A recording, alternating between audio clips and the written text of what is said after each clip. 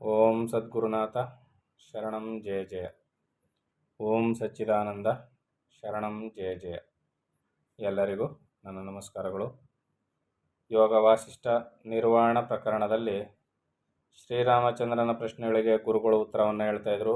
ಆಗ ವಸಿಷ್ಠ ಹೇಳ್ತಾರೆ, ಪುರಿ ಅಷ್ಟಕ ಅಂದರೆ ಏನು ಅಂತ ಅದಕ್ಕೆ ಉತ್ತರವನ್ನು ಹೇಳಿದ್ರು. ಪುರಿ ಅಷ್ಟಕ ಅಂದರೆ ಏನು?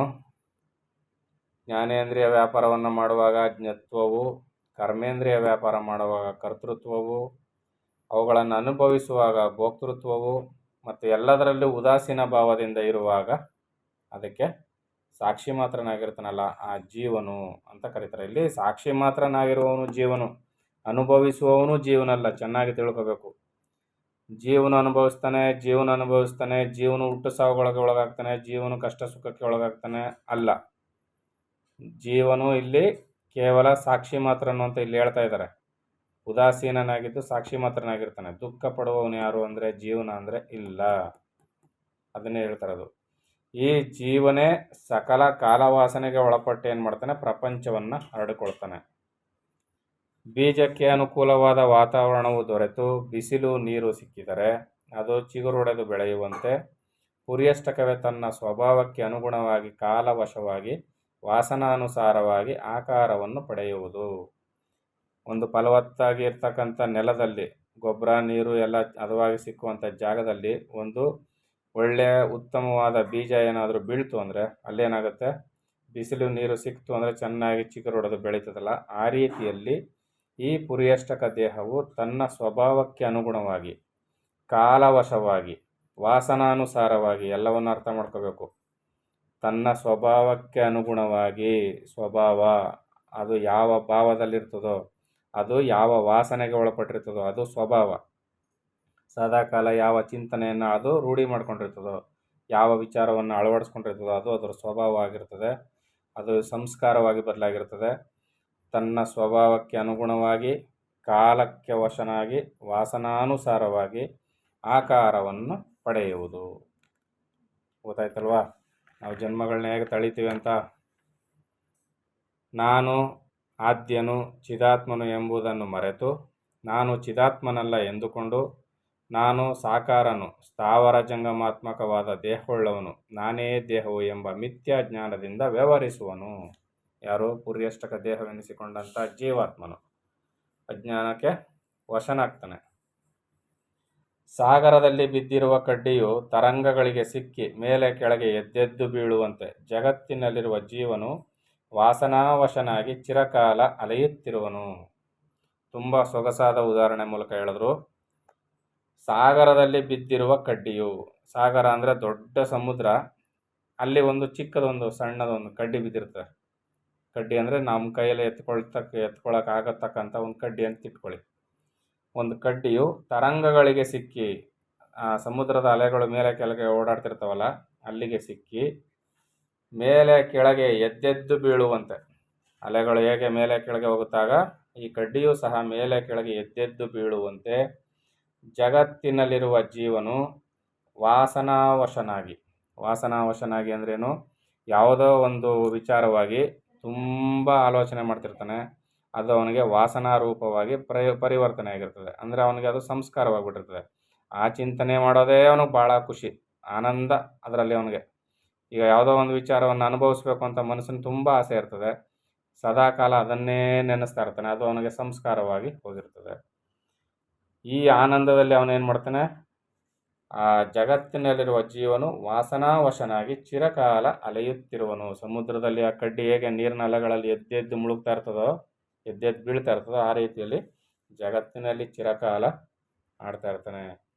ಅಂದರೆ ದೇಹ ವಾಸನೆ, ಲೋಕವಾಸನೆ, ಶಾಸ್ತ್ರವಾಸನೆ ಎಂಬ ವಾಸನೆಗಳು 3 ವಿಧ. ದೇಹ ವಾಸನೆ ಎನ್ನುವುದು ದೇಹವೇ ತಾನು ಎನ್ನುವಿಕೆ, ಲೋಕವು ತನ್ನದು ಮುಂತಾದುದು ಲೋಕವಾಸನೆ. ಅಂದರೆ 3 ಯಾವುದಪ್ಪ ಅಂದರೆ ದೇಹವಾಸನೆ ಎನ್ನುವುದು ದೇಹವೇ ತಾನು ಎನ್ನುವಿಕೆ, ಈ ದೇಹವೇ ನಾನು ಎನ್ನುವುದು ದೇಹವಾಸನೆ, ಲೋಕವು ತನ್ನದು ಮುಂತಾದುದು ಲೋಕವಾಸನೆ, ಶಾಸ್ತ್ರವನ್ನು ಉದ್ಧರಿಸುವುದು ಮುಂತಾದವು ಶಾಸ್ತ್ರವಾಸನೆ. ಕೆಲವ್ರಿಗೆ ಶಾಸ್ತ್ರಗಳನ್ನು ಓದುವುದು, ದೊಡ್ಡ ಘನಪಾಂಡಿತ್ಯ ಅನ್ನಿಸ್ಕೋಬೇಕು ಅನ್ನೋದು ಶಾಸ್ತ್ರವಾಸನೆ. ಈ ಲೋಕವೆಲ್ಲ ನಂದೇ ಅನ್ನೋದು ಲೋಕವಾಸನೆ. ನಾನು ದೇಹಧಾರಿಯಾಗಿದ್ದೀನಿ, ನಾನು ದೇಹಿ ಅಂದ್ಕೊಳ್ಳೋದು ದೇಹ ವಾಸನೆ. ಇವುಗಳನ್ನ ವಾಸನಾತ್ರಯಗಳು ಅಂತ ಕರೀತಾರೆ. ಲೋಕವಾಸನೆ, ದೇಹವಾಸನೆ, ಶಾಸ್ತ್ರವಾಸನೆ. ಇವುಗಳಲ್ಲಿ ಯಾವುದಾದ್ರೂ ಒಂದು ಕಂಡುಕೊಂಡಿದ್ರೂ ಕೂಡ ಸಂಸಾರ ಬಾಧೆ ತಪ್ಪೋದಿಲ್ಲ. ಯಾವನಾದರೂ ಒಬ್ಬನು ಹುಟ್ಟುವಾಗಲೇ ವಾಸನಾತೀತವಾದ ಶುದ್ಧ ಜನ್ಮವೆತ್ತಿ ಆತ್ಮನನ್ನು ತಿಳಿದುಕೊಂಡು ಭವಬಂಧನವನ್ನು ನೀಗಿಕೊಂಡು ಆದಿ ಹಂತಗಳಿಲ್ಲದ ಪರಮಾತ್ಮನನ್ನು ಪಡೆಯುವನು. ಯಾರೋ ಒಬ್ಬನು ಮಹಾತ್ಮನು ಬಹುಜನ್ಮಗಳ ಸಾಧನೆಯನ್ನು ಮಾಡಿರ್ತಾನೆ, ಆದರೆ ಆ ಜನ್ಮದಲ್ಲಿ ಆ ಫಲ ಸಿದ್ಧಿಯಾಗಿರೋದಿಲ್ಲ. ಆದರೆ ಈ ಜನ್ಮದಲ್ಲಿ ಹುಟ್ಟಬೇಕಾದ್ರೇ ಅವನೇನಾಗ್ತಾನೆ, ಈ ಎಲ್ಲ ವಾಸನೆಗಳಿಂದ ಬಿಡಲ್ಪಟ್ಟು ಹುಟ್ಟುವಾಗನೇ ಭವಬಂಧನದಿಂದ ಬಿಡುಗಡೆಯನ್ನು ಪಡೆದಿರ್ತಾನೆ. ಅವನು ಅಂದರೆ ಯೋಗಿ ಮಹಾತ್ಮನಾಗಿ ಜನ್ಮ ತಾಳಿರ್ತಾನೆ. ಅಂಥವನೇನು ಮಾಡ್ತಾನೆ, ಆದಿ ಅಂತ್ಯಗಳಿಲ್ಲದ ಪರಮಪದವನ್ನು ಪಡೆಯುವನು.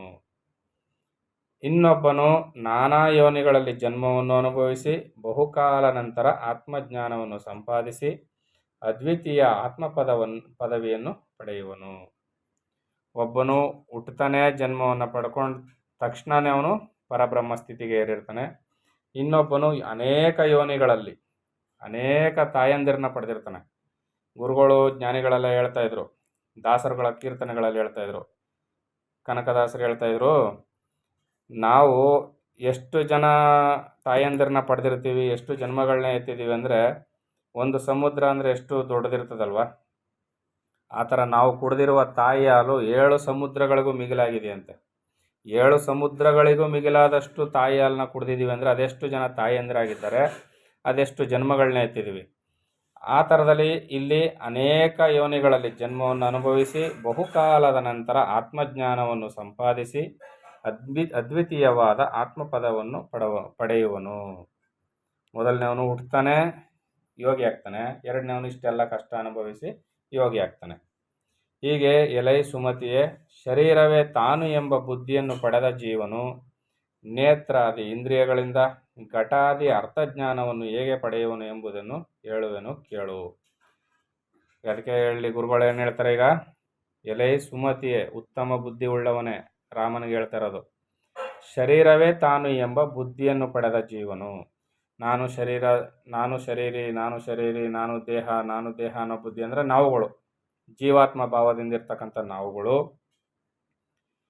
ನೇತ್ರಾದಿ ಇಂದ್ರಿಯಗಳಿಂದ, ಈ ಜ್ಞಾನೇಂದ್ರಿಯಗಳಿದಾವಲ್ಲ, ಈ ಕಣ್ಣು, ಕಿವಿ, ಚರ್ಮ, ಇವುಗಳು ಈ ನೇತ್ರಾದಿ ಇಂದ್ರಿಯಗಳಿಂದ ಘಟಾದಿ ಅರ್ಥಜ್ಞಾನವನ್ನು ಹೇಗೆ ಪಡೆಯುವು ಎಂಬುದನ್ನು ಹೇಳುವೆನು ಕೇಳು.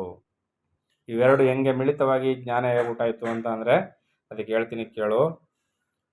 ಸ್ವಸಂಕಲ್ಪ ಬಲದಿಂದಲೇ ಜೀವತ್ವವನ್ನು ಹೊಂದಿದ ಚಿತ್ತಕ್ಕೆ ಮನಸ್ಸೇ ಆರನೆಯದಾಗಿರುವ ಇಂದ್ರಿಯ ಗ್ರಾಮರೂಪವಾದ ಈ ದೇಹವು ಪ್ರಾಪ್ತವಾಗುವುದು.